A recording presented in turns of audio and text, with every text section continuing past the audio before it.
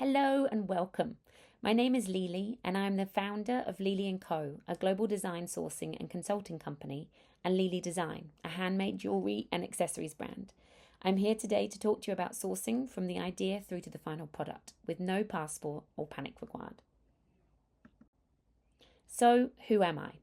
Well, over the past 2 decades, I've designed for some of the largest global brands, including Target USA, Zara, Topshop, Lovisa, Colette, Forever New, and many more, bringing their product ideas to life. And in the past 8 years of that, I've been working from home in my home studio and travelling when required. At Lily & Co, we design a range of products from and not limited to jewellery and hair accessories, soft goods, craft, swim goggles, swim medals, bead kits and stationery, homeware, packaging, and much more. Services we offer include design, trend reports, branding, consulting, and we help you launch your own brand and can represent you at trade fairs across the globe, plus more. Lily Design is my own handmade jewellery and accessories brand. This has been featured in global magazines across the USA, Spain, Paris, Russia, and more. It's my creative haven where I don't have to adhere to anyone's expectations and can just have fun. My work has been seen on celebrities such as Lily Vandermeer from Neighbours, award-winning musician Sample the Great, and has been showcased at Melbourne Fashion Week, and has since been invited to Paris and Milan Fashion Week. Many of these incredible photo shoots and events are thanks to my amazing friend and partner in crime, Corinne Petterson from Harlow Loves Daisy. So I understand business from the commercial large retailer side through to wearing all the hats on my own business. So what will we cover today, bearing in mind we have very limited time together? We will start touching on the process from taking your idea and making it into reality. Getting clear on your idea. Preparing your idea for sourcing. Finding the right supplier. The importance of communication and relationships. Managing quality and production. Shipping and logistics. Preparing to sell. A snapshot into what global brands do. And a final recap and thoughts. So step 1, getting clear on your idea. Sourcing is just one part of the bigger journey. Bringing a product to life is about clarity, timing, relationships, and getting the details right from the beginning. When done right, it's the bridge between a good idea and a great product. Before you start sketching ideas or searching for suppliers, take a moment to define your core values. These are guiding principles behind your brand and product, your moral compass. What do you stand for and what won't you compromise on? Ask yourself, what do I believe in? Sustainability, creativity, empowerment, fun, inclusivity. What will my product represent? Not just how it looks, but how it feels, functions, and is made. What do I believe in and what won't I compromise on? Ethical production, premium quality, low waste. Your core values are your compass. Get them clear now so that every decision from here stays true to what matters most. Once you're clear on your personal values, the next step is defining your brand values. These are the traits and principles your brand will be known for, and they will shape how your product looks, feels, and connects with customers. Ask yourself, what 3 words do I want people to associate with my brand? For example, playful, trustworthy, bold, luxurious, ethical. How do I want customers to feel when they see or use my product? What does my brand value more? Speed and quality, trend or timelessness? Your brand values will shape how people experience your product. Get intentional now so that you build a brand and not just a product. So, now we have our core and brand values sorted, it's time to get clear on the product idea. Why are you creating this product in the first place? Are you trying to just leave your day job and make money from working for yourself? In this way, the actual product you sell isn't as important and you can use existing products. Or are you passionate about something and you can visualize yourself selling and loving your product, getting it out there and having your name behind it? Or is this product idea to fill a gap in the market? Will this product solve a problem? This method will involve more design and consideration. Before sourcing your product, you need to consider and know who it's for, who's your target audience, and how does it fit into the market, the competition, price, etc. These stages involve research, analysis, and time to really consider if your product will work. Sometimes the best ideas are born from real gaps or a unique twist on something existing. At this stage, testing your assumptions before investing heavily is key. A common trap is designing what you love instead of what the market wants. The sweet spot is when the two align. Of course, if you're not worried financially, then designing purely around your passion is fine. But most of us want to make money from our design, and in that case, you will need the product to do well. So step 2, preparing your idea for sourcing. Once your idea is clear, the next step is going to prepare it for sourcing. This is where many people get overwhelmed or skip ahead too fast. Ask yourself, is it viable? Are there similar products on the market? But don't be afraid if there are, just consider how yours will stand out and be different. Do you want to use a pre-made or existing product? Customize an existing design? Or create a totally new design? Then with regards to sending your request to the factory, how will you explain the idea clearly to a factory? Will you commission a designer? Use an agent? Or do it yourself? This is also the stage where mood boards, CADs, inspiration, images, or even a good prototype will do wonders and be key to the success of sampling. Hot tips to remember are: a well-prepared design brief saves weeks of back and forth with a factory. Even a simple sketch and rough dimensions can clarify things immensely. Be prepared to ask questions to help you understand if the supplier actually understands what you mean. In China, they don't like to lose face, so may say yes, and you may think that they fully understand, but what they want is just to come across professional and could be scared to ask for more information from you. Before jumping to custom designs, ask, is there something that exists that's 80% what I want? Customizing that is faster and cheaper than creating from scratch. Another element to consider is the ethical and sustainable side. Is this something that you're wanting to achieve in today's market? Doing the right thing isn't just nice, it's expected. Consumers and retailers alike are looking for transparency, ethics, and sustainability. That starts with decisions you make from the very beginning. Key things to consider are: is your supplier audited? Look into certifications or third-party audits that check working conditions, fair wages, and safety standards. What materials can they offer? Recycled fabrics, biodegradable packaging, and low-impact dyes are increasingly accessible if you ask. What's the impact of your logistics? If you're flying goods from overseas, consider carbon offset options or slower, more sustainable freight methods. You don't need to be perfect, but you do need to be informed. Ethical sourcing starts with asking the right questions early. So step 3, finding the right supplier. So you have your design idea, and now you're wanting to know how to find the right supplier.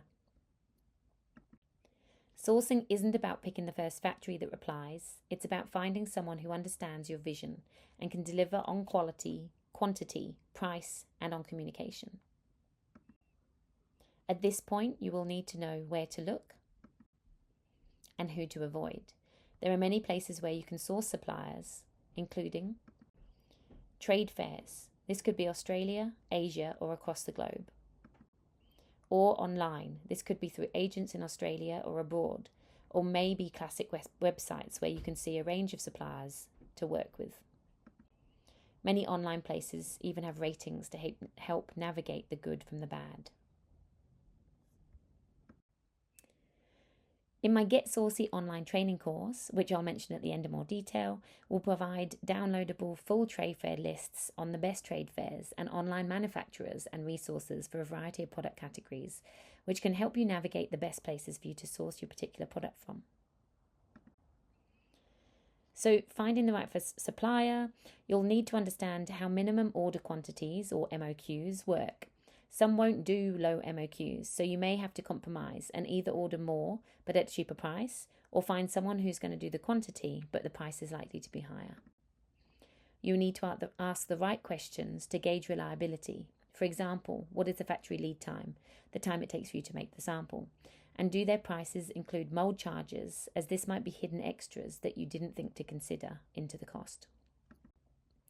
Does the supplier already make something similar to what you want? It might even be worth requesting a sample to check in advance that they actually make the quality you want and deliver without any surprises along the way.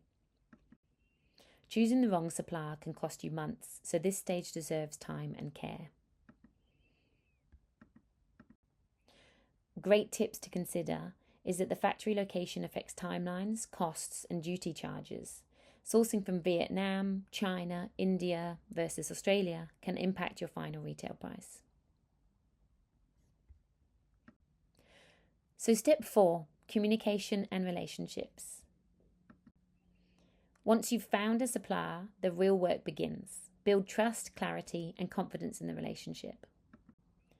Key things to consider while communicating with your supplier: are your briefs clear and complete? Do your specs have all the sizes and target prices if you have these? And will the supplier understand what you're trying to create? Consider reference images or original samples. Have you set expectations around timelines, quality, and payment? Or if you're unsure about where to start, have you asked the question to the supplier so that they can give you an idea of their standard processes and procedures around these? Get it in writing. What happens if deadlines shift or something go wrong? Are you prepared to negotiate while maintaining a respectful partnership? To be able to negotiate professionally, you will need to have an understanding on what price points you should be getting from the supplier. Otherwise, they may lose respect for you from the start if you're coming in with silly prices.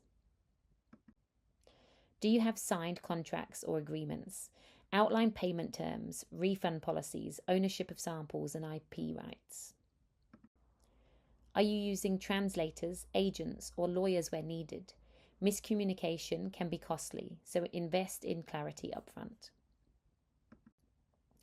What happens if something goes wrong? Think ahead about refunds, dispute resolutions, and accountability. In general, the better you communicate, the smoother the entire process becomes.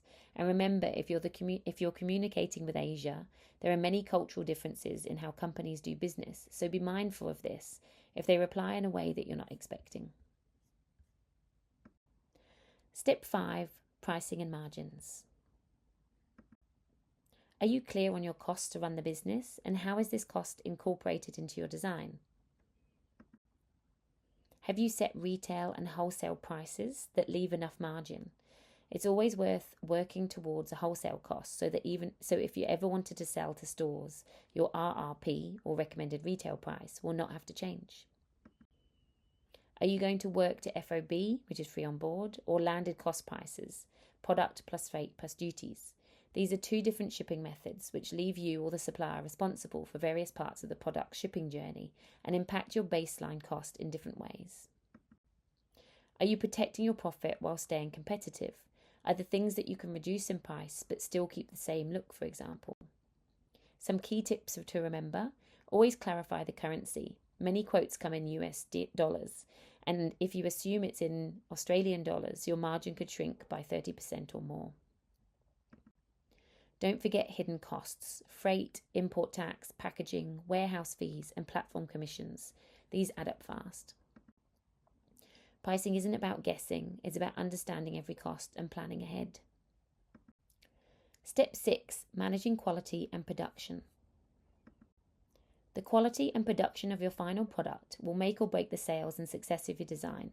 It is a super important step in the process and must be taken very seriously. You will need good systems in place to give your product the best success on the shelves. Important things to keep in mind. How are you approving your samples? Will you do drop tests, taste tests? Will you give it to a test group to get their feedback? What quality control checks are in place?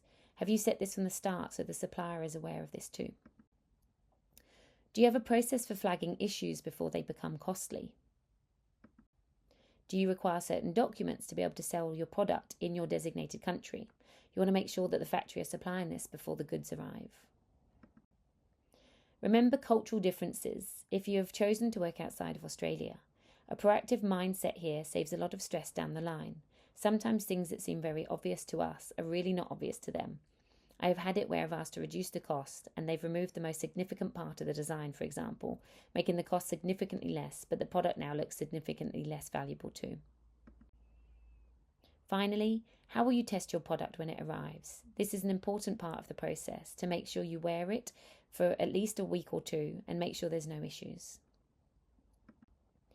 Step 7, shipping and logistics. So you've got the product. Now how do you get it to your door or your customer's door?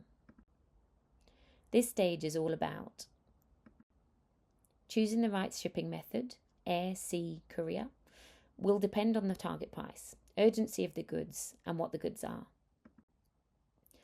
Understanding the cost, customs, and duties. Every country has its own rules when it comes to importing products, including specific documents, classifications, and taxes based on what you're bringing in. The cost to import an item can vary deeply on its materials and how it's categorized. For example, adding a CZ stone, cubic zirconia, to a piece of jewellery may actually change its tariff classification, potentially lowering the import duty you pay. These small product details can have an impact on your overall cost, so it's important to research them early on. Planning timelines so that you're not caught waiting. Shipping can take 3 months, but can be much cheaper. Air is much more costly, but can save you time. Booking a freight forwarder. Knowing how to book a reliable freight forwarder is essential to ensure your products arrive safely, on time, and with the correct documentation. A good freight partner will help you navigate shipping routes, custom clearance, and potential delays, saving you stress, time, and money. Booking the shipment, and understanding the GST and declaring the value of the goods. Freight doesn't have to be scary, but you do need to know the basics to ensure you get the most benefit out of your product and your profit margin. A couple of good tips to add. Factories prefer long-term respectful relationships over one-time orders. So even if you're small, presenting yourself professionally earns you priority.